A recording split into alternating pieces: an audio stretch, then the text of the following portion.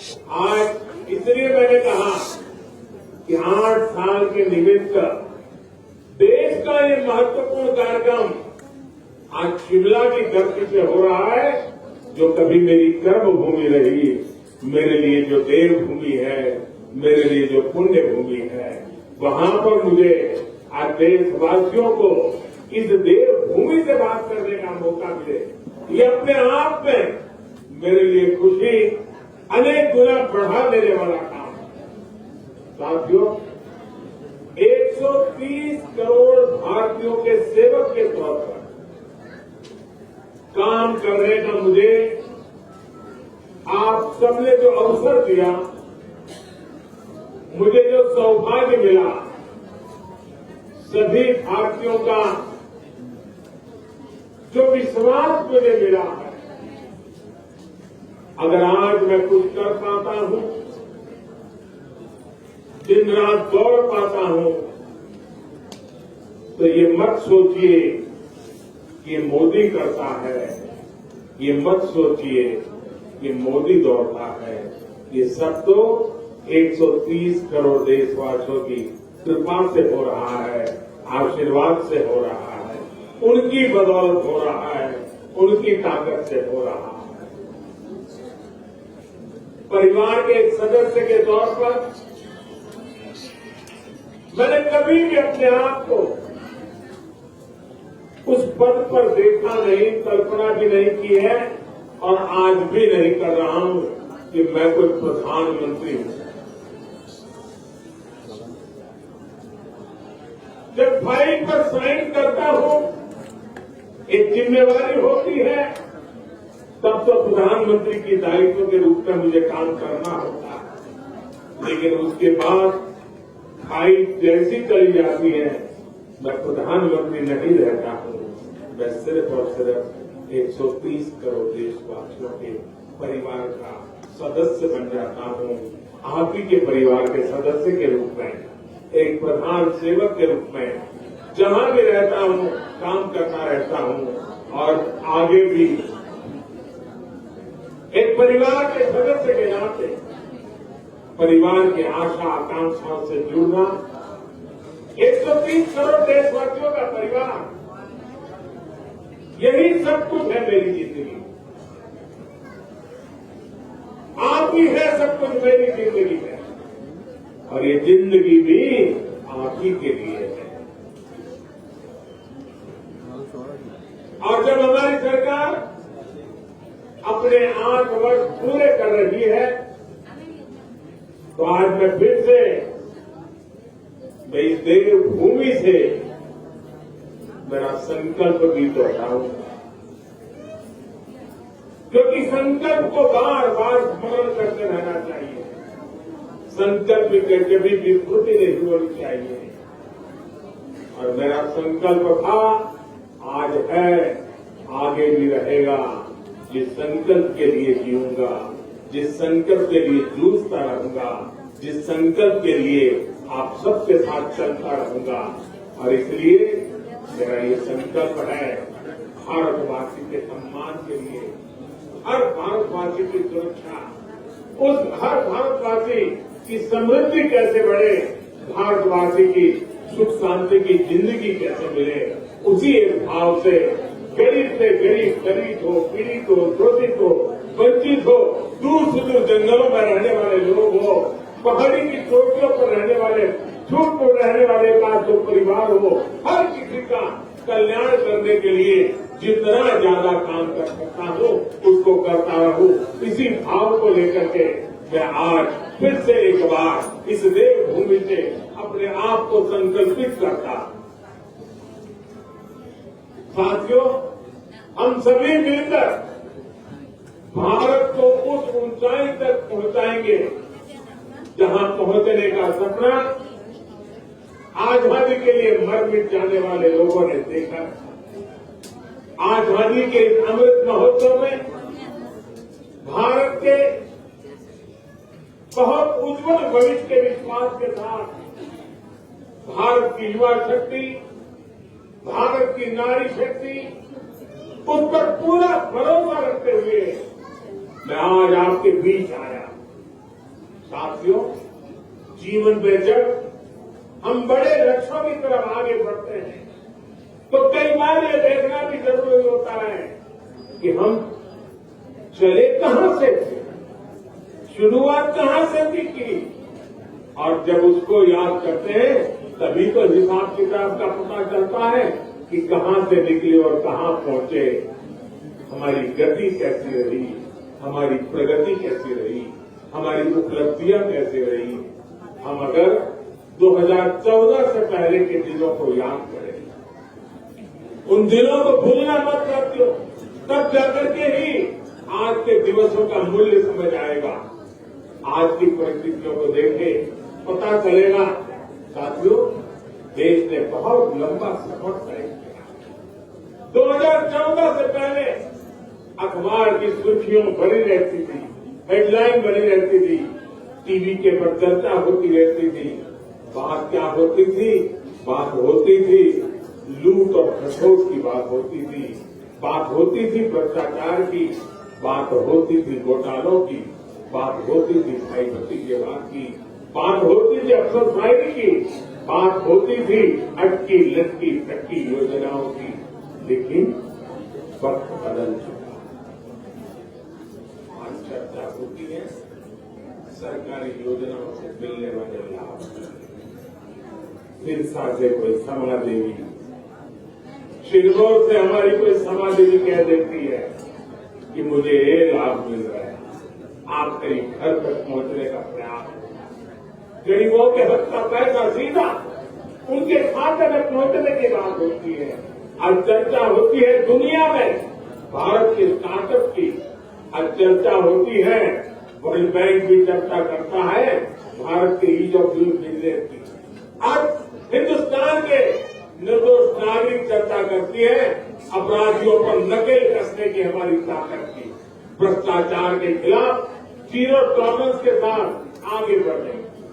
2014 से पहले की सरकार ने भ्रष्टाचार को सिस्टम का जरूरी हिस्सा मान लिया। तब की सरकार भ्रष्टाचार से लड़ने की बजाय उसके आगे घुटने टेक चुकी थी। तब देश देख रहा था कि योजनाओं का पैसा जरूरतमंद तक पहुंचने के पहले ही लूट जाता। लेकिन आज चर्चा जन धन खातों से मिलने वाले फायदों की हो रही है। जनधन, आधार और मोबाइल से बनी त्रिशक्ति की हो रही है। पहले रसोई में धुआं सहने की मजबूरी थी, आज उज्ज्वला योजना से सिलेंडर पाने की सहूलियत है।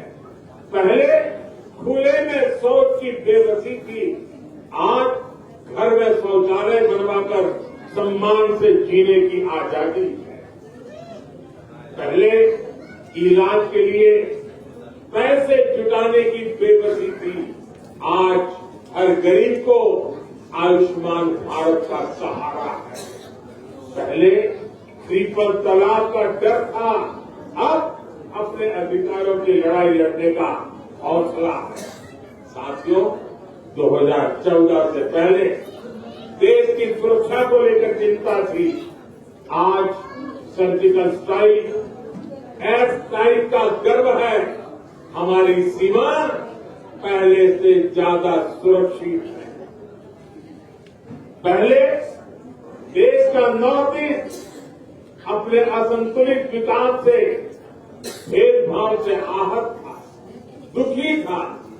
आज हमारा नॉर्थ ईस्ट दिल से भी जुड़ा है और आधुनिक इंफ्रास्ट्रक्चर से भी जुड़ रहा है। सेवा, सुशासन और गरीबों के कल्याण के लिए बनी हमारी योजनाओं ने लोगों के लिए सरकार के मायने ही बदल दिए। अब सरकार माई बाप नहीं है, वो वक्त चला गया। अब सरकार सेवक है, सेवक, जनता जनार्दन की सेवक। अब सरकार जीवन में दखल देने के लिए नहीं, बल्कि जीवन को आसान बनाने के लिए काम कर रहे हैं। बीते वर्षों में हम विकास की राजनीति को देश की मुख्य धारा में लाए। विकास की इसी आकांक्षा में लोग स्थिर सरकार चुन रहे हैं, डबल इंजन की सरकार चुन रहे हैं। साथियों, हम लोग अक्सर सुनते हैं कि सरकारें आती हैं, जाती हैं, लेकिन सिस्टम वही रहता है। हमारी सरकार ने इस सिस्टम को ही गरीबों के लिए ज्यादा संवेदनशील बनाया, उसमें निरंतर सुधार किए। पीएम आवास योजना हो, स्कॉलरशिप देना हो या फिर पेंशन योजना, टेक्नोलॉजी की मदद से हमने भ्रष्टाचार का स्कोप कम से कम कर दिया।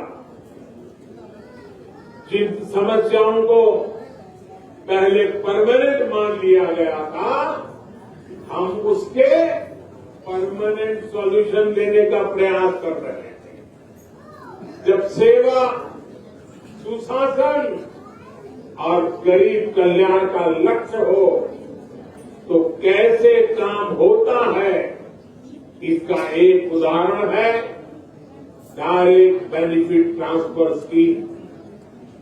अभी मैं जो कह रहा था, डीबीटी के माध्यम से, डायरेक्ट बेनिफिट स्कीम के माध्यम से 10 करोड़ से अधिक किसान परिवारों के बैंक खाते में सीधे 21,000 करोड़ रुपए ट्रांसफर हो गए।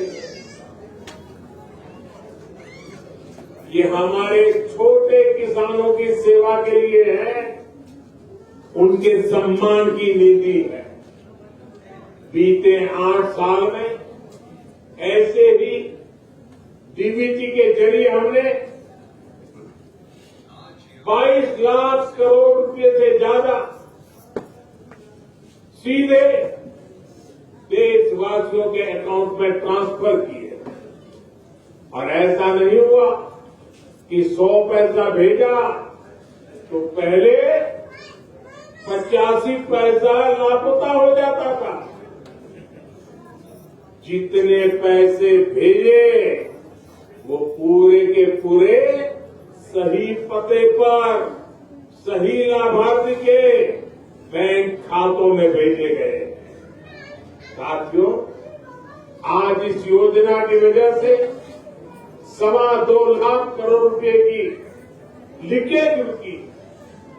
पहले यही 2.25 लाख करोड़ रुपए बिचौलियों के हाथों में चले जाते थे, दलालों के हाथों में चले जाते थे। इसी डीबीटी की वजह से देश में सरकारी योजनाओं का गलत लाभ उठाने वाले 9 करोड़ से ज्यादा फर्जी नामों को हमने लिस्ट से हटाया। आप सोचिए, फर्जी नाम कागजों में चढ़ाकर गैस सब्सिडी, बच्चों की पढ़ाई के लिए भेजी गई फीस, कुपोषण से मुक्ति के लिए भेजा गया पैसा, सब कुछ लूटने का देश में खुला खेल चल रहा था। ये क्या देश के गरीब के साथ अन्याय नहीं था? जो बच्चे उज्जवल भविष्य की आशा करते हैं, उन बच्चों के साथ अन्याय नहीं था? क्या ये पाप नहीं था? अगर कोरोना के समय यही 9 करोड़ फर्जी नाम कागजों में रहते तो क्या गरीब को सरकार के प्रयासों का लाभ मिल पाता? क्या साथियों, गरीब का जब रोजमर्रा का संघर्ष कम होता है, जब वो सशक्त होता है, तब वो अपनी गरीबी दूर करने के लिए नई ऊर्जा के साथ जुड़ जाता है। इसी सोच के साथ हमारी सरकार पहले दिन से गरीब को सशक्त करने में जुटी है।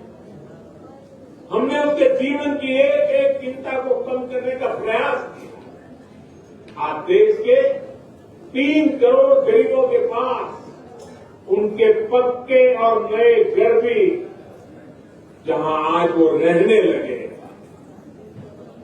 आज देश के 50 करोड़ से ज्यादा गरीबों के पास 5 लाख रुपए तक के मुफ्त इलाज की सुविधा है। आज देश के 25 करोड़ से अधिक गरीबों के पास 2-2 लाख रुपए का एक्सीडेंट इंश्योरेंस और टर्म इंश्योरेंस है, बीमा है। आज देश के लगभग 45 करोड़ गरीबों के पास जनधन बैंक खाता है। मैं आज बहुत गर्व से कह सकता हूं कि देश में शायद ही कोई ऐसा परिवार होगा जो सरकार की किसी न किसी योजना से जुड़ा न हो, योजना उसे लाभ न देती। हमने दूर सुदूर पहुंचकर लोगों को वैक्सीन लगाई है। देश करीब 200 करोड़ वैक्सीन डोज के रिकॉर्ड स्तर पर पहुंच रहा है। और मैं जयराम जी को बधाई दूंगा। कोरोना काल में जिस प्रकार से उनकी सरकार ने काम किया और उन्होंने ये टूरिस्ट डेस्टिनेशन होने के कारण टूरिज्म के लिए तकलीफ न हो, इसलिए उन्होंने वैक्सीनेशन को इतना तेजी से चलाया। हिन्दुस्तान में सबसे पहले वैक्सीनेशन का काम पूरा करने वालों में जयराम जी की सरकार अग्रिम पंक्ति में रही। साथियों, हमने गांव में रहने वाले 6 करोड़ परिवारों को साफ पानी के कनेक्शन से जोड़ा है, नल से जल। साथियों, हमने 35 करोड़ मुद्रा लोन देकर गांव और छोटे शहरों में करोड़ों युवाओं को स्वरोजगार का अवसर दिया है। मुद्रा लोन लेकर कोई टैक्सी चला रहा है, कोई टेलरिंग की दुकान खोल रहा है, कोई बिटिया अपना स्वयं का कारोबार शुरू कर रही है। रेहड़ी ठेले पटरी पर काम करने वाले लगभग 45 लाख साथियों को भी पहली बार बैंकों से ऋण मिला है, अपने काम को बढ़ाने का रास्ता मिला है। और जो प्रधानमंत्री मुद्रा योजना है ना, मेरे लिए संतोष की बात है। उसमें 70% बैंक से पैसा प्राप्त करने वालों में 70% हमारी माताएं बहनें हैं जो एंटरप्रेन्योर बन करके आज लोगों को रोजगार दे रहे हैं। साथियों, यहां हिमाचल प्रदेश के तो हर घर से शायद ही कोई परिवार ऐसा होगा जिस परिवार से कोई सैनिक न निकला हो। ये वीरों की भूमि है, ये वीर माताओं की भूमि है जो अपने गोद से वीरों को जन्म देती है, जो वीर मातृभूमि की रक्षा के लिए 24 घंटे अपने आप को खपाते रहते हैं। साथियों, ये सैनिकों की भूमि है, ये सैन्य परिवारों की भूमि है। यहाँ के लोग कभी भूल नहीं सकते कि पहले की सरकारों ने उनके साथ किस तरह का बर्ताव किया। 1 रैंक 1 पेंशन के नाम पर कैसे उन्हें धोखा दिया। अभी हम लद्दाख के एक पूर्व सैनिक से बात कर रहे हैं, जीवन सेना में बिताया, उसको पक्का घर हमारे आने के बाद मिल रहा है। उनको निवृत्त हो गए भी 30-40 साल हो गए। साथियों, सैन्य परिवार हमारी मिला संवेदनशीलता को भली भांति समझता है। ये हमारी ही सरकार है जिसने 4 दशकों के इंतजार के बाद 1 रैंक 1 पेंशन को लागू किया। हमारे पूर्व सैनिकों को एरियर का पैसा दिया। इसका बहुत बड़ा लाभ हिमाचल के हर परिवार को हुआ। साथियों, हमारे देश में दशकों तक वोट बैंक की राजनीति हुई है। अपना अपना वोट बैंक बनाने की राजनीति ने देश का बहुत नुकसान किया है। हम वोट बैंक बनाने के लिए नहीं, हम नए भारत को बनाने के लिए काम कर रहे हैं। जब देश राष्ट्र के नवनिर्माण का हो, जब लक्ष्य आत्मनिर्भर भारत का हो, जब इरादा 130 करोड़ देशवासियों की सेवा और उनका कल्याण करने का हो, तो वोट बैंक नहीं बनाए जाते, सभी देशवासियों का विश्वास जीता जाता है। इसलिए हम सबका साथ, सबका विकास, सबका विश्वास और सबका प्रयास की भावना से आगे बढ़ रहे हैं। सरकार की योजनाओं का लाभ सबको मिले, हर गरीब को मिले, कोई गरीब छूटे नहीं। अब यही सरकार की सोच है और इसी अप्रोच से हम काम कर रहे हैं। हमने 100% लाभ, 100% लाभार्थी तक पहुंचाने का बीड़ा उठाया, लाभार्थियों के सैचुरेशन का प्रण लिया, 100% सशक्तिकरण यानी भेदभाव खत्म, सिफारिश खत्म, तुष्टीकरण खत्म, 100% सशक्तिकरण यानी हर गरीब को सरकारी योजनाओं का पूरा लाभ। मुझे ये जानकर अच्छा लगा कि जयराम जी के नेतृत्व में हिमाचल प्रदेश इस दिशा में बहुत अच्छा काम कर रहा है। हर घर जल योजना में भी हिमाचल 90% घरों को कवर कर चुका है। किन्नौर, लाहौल स्पीति, चंबा, हमीरपुर जैसे जिलों में तो 100% कवरेज हासिल की जा चुकी है। साथियों, मुझे याद है 2014 से पहले जब मैं आपके बीच आता था तो कहता था कि भारत दुनिया से आंख झुकाकर नहीं, आंख मिलाकर बात करेगा। आज भारत मजबूरी में दोस्ती का हाथ नहीं बढ़ाता है, और जब मजबूरी में दोस्ती का हाथ बढ़ाता है ना, तो ऐसे बढ़ाता है। बल्कि आज भारत मदद करने के लिए हाथ बढ़ाता है और हाथ ऐसे करके ले जाता है। कोरोना काल में भी हमने 150 से ज्यादा देशों को दवाइयां भेजी हैं, वैक्सीन भेजी है, और इसमें हिमाचल प्रदेश के फार्मा हब बत्ती की भी बड़ी भूमिका रही है। भारत ने सिद्ध किया है कि हमारे पास पोटेंशियल भी है और हम परफॉर्मर भी है। अंतर्राष्ट्रीय संस्थाएं भी मान रही है कि भारत में गरीबी कम हो रही है, लोगों के पास सुविधाएं बढ़ रही है। इसलिए अब भारत को सिर्फ अपने लोगों की आवश्यकताएं पूरी नहीं करनी है, बल्कि लोगों की जागी हुई आकांक्षाओं को भी हमें पूरा करना है। हमें 21वीं सदी के बुलंद भारत के लिए, आने वाली पीढ़ियों के उज्जवल भविष्य के लिए अपने आप को खपाना है। एक ऐसा भारत जिसकी पहचान अभाव नहीं बल्कि आधुनिकता हो।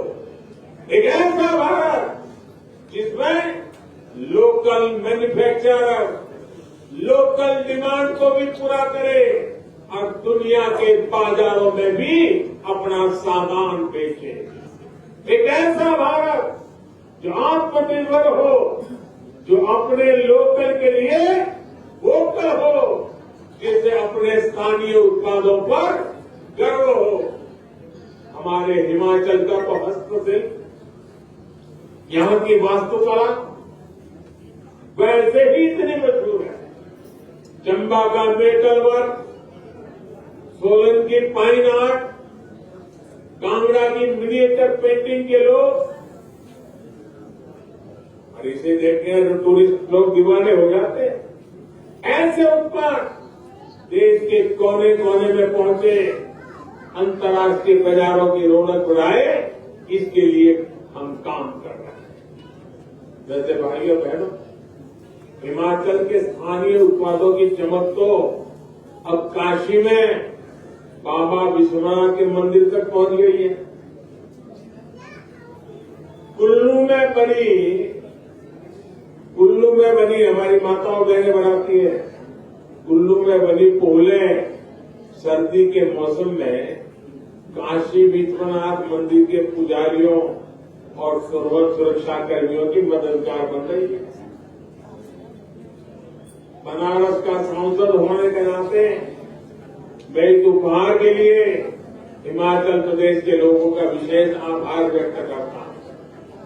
साथियों, बीते 8 वर्षों के प्रयासों के जो नतीजे मिले, उनसे मैं बहुत विश्वास भरा हुआ, आत्मविश्वास से भरा हुआ। हम भारतवासियों के सामर्थ्य के आगे कोई भी लक्ष्य असंभव नहीं है।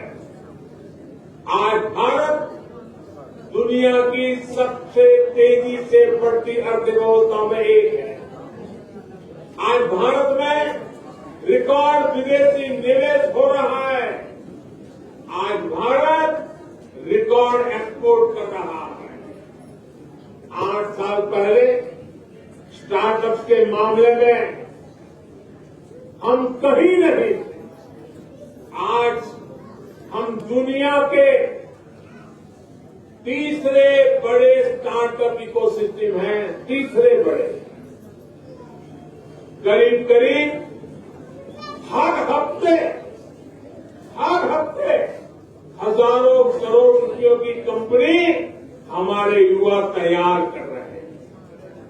आने वाले 25 साल के विराट संकल्पों की सिद्धि के लिए देश नई अर्थव्यवस्था के नए इंफ्रास्ट्रक्चर का निर्माण भी तेजी से कर रहा है। हम एक दूसरे को सपोर्ट करने वाली मल्टी मॉडल कनेक्टिविटी पर फोकस कर रहे हैं। इस बजट में हमने जो पर्वतमाला योजना की घोषणा की, वो हिमाचल जैसे पहाड़ी प्रदेश में कनेक्टिविटी को और मजबूत करेगी।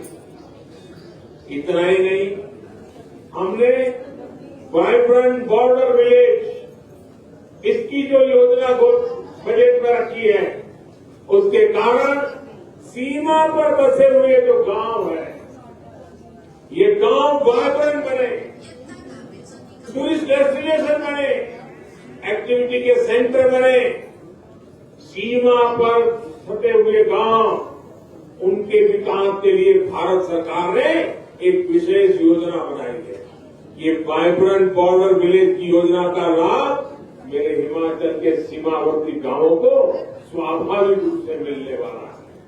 साथियों, आज जब हम दुनिया का सर्वश्रेष्ठ डिजिटल इंफ्रास्ट्रक्चर बनाने पर फोकस कर रहे हैं, हम देश भर में स्वास्थ्य सेवाओं के आधुनिकीकरण पर काम कर रहे हैं। Ayushman Bharat health infrastructure mission के तहत जिला और ब्लॉक स्तर पर क्रिटिकल हेल्थ केयर सुविधाएं हम तैयार कर रहे हैं। हर जिले में एक मेडिकल कॉलेज हो, इस दिशा में काम चल रहा है। और इतना ही नहीं, गरीब मां का बेटा बेटी भी अब डॉक्टर बनने का सपना पूरा कर सकता है। पहले तो हाल ये था कि अगर उसको स्कूली शिक्षा अंग्रेजी में नहीं हुई तो डॉक्टर होने के सपने अधूरे रह जाते थे। अब हमने तय किया है मेडिकल और टेक्निकल एजुकेशन हम मातृभाषा में करने को प्रमोट करेंगे, ताकि गरीब से गरीब का बच्चा, गांव का बच्चा भी डॉक्टर बन सके, और इसलिए उसे अंग्रेजी के गुलाम होने की जरूरत नहीं पड़ेगी। साथियों, देश में एम्स जैसे बेहतरीन संस्थानों का दायरा देश के दूर सुदूर के राज्यों तक बढ़ाया जा रहा है। बिलासपुर में बन रहा एम्स का इसका एक प्रत्यक्ष प्रमाण है। अब हिमाचल वासियों को चंडीगढ़ या दिल्ली जाने की मजबूरी नहीं रहेगी। साथियों, ये सारे प्रयास हिमाचल प्रदेश के विकास को भी गति देने का काम कर रहे हैं। जब अर्थव्यवस्था मजबूत होगी, रोड कनेक्टिविटी, इंटरनेट कनेक्टिविटी बढ़ती है, स्वास्थ्य सेवाएं सुधरती हैं, तो ये टूरिज्म को भी बढ़ाता है। भारत अपने यहां जिस तरह ड्रोन की मैन्युफैक्चरिंग बढ़ा रहा है, ड्रोन का इस्तेमाल बढ़ा रहा है, उससे हमारे दूर दराज के जो क्षेत्र है, हिन्दुस्तान के दूर दराज के जो भी इलाके हैं, चाहे पहाड़ी हो, जंगल के इलाके हो, जैसे हिमाचल के दूर दराज के इलाके हैं, वहां पर इस ड्रोन सेवाओं का बहुत बड़ा लाभ मिलने वाला है। भाइयों और बहनों, बीते 8 वर्षों में आजादी के 100वें वर्ष के लिए, यानी 2047 2047 के लिए मजबूत आधार तैयार हुआ। इस अमृत काल में सिद्धियों के लिए एक ही मंत्र है, सबका प्रयास। सब जुड़े, सब जुटे और सब बढ़े, इसी भाव के साथ हमें काम करना है। कितनी सदियों के बाद और कितनी पीढ़ियों के बाद ये सौभाग्य हमें मिला है, हमारी आपकी पीढ़ी को मिला है। इसलिए आइए हम संकल्प लें, हम सबका प्रयास इस आह्वान में अपनी सक्रिय भागीदारी निभाएंगे, अपना हर कर्तव्य निभाएंगे। इसी विश्वास के साथ आज जो हिमाचल ने आशीर्वाद दिए हैं और देश के हर ब्लॉक में आज इस कार्यक्रम से लोग जुड़े हुए हैं। आज पूरा हिन्दुस्तान शिमला से जुड़ा हुआ है, करोड़ों करोड़ों लोग आज जुड़े हुए हैं। और आज मैं आज शिमला की धरती से उन करोड़ों देशवासियों से बात कर रहा हूं। मैं उन करोड़ों करोड़ों देशवासियों को अनेक अनेक शुभकामनाएं देता हूं और आपके आशीर्वाद बने रहे, हम और ज्यादा काम करते रहे, दिन रात काम करते रहे, जी जान से जुटे रहे। इसी एक भावना को आगे लेते हुए आप सबके आशीर्वाद के साथ मैं फिर एक बार आप सबका हृदय से धन्यवाद करता हूं। मेरे साथ बोलिए, भारत माता की, भारत माता की, भारत माता की। बहुत बहुत धन्यवाद।